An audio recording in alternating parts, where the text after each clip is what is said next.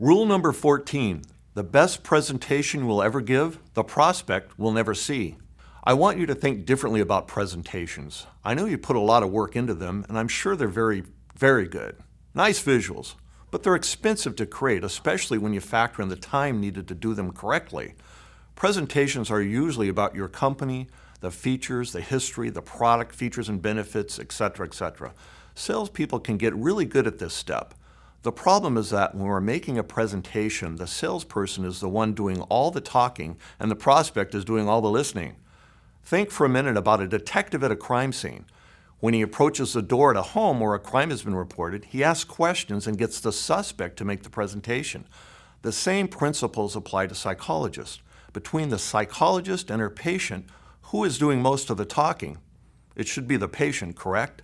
So ask more questions to steer the prospect to clarity. Get them to talk 70% of the time while you listen your way to the close of the sale. Take on a new belief that qualifying the buyer is far more powerful and important than the information you're pumping out at a presentation. Keep asking those questions. You will begin to see the tipping point when the buyer asks you where he needs to sign on the dotted line.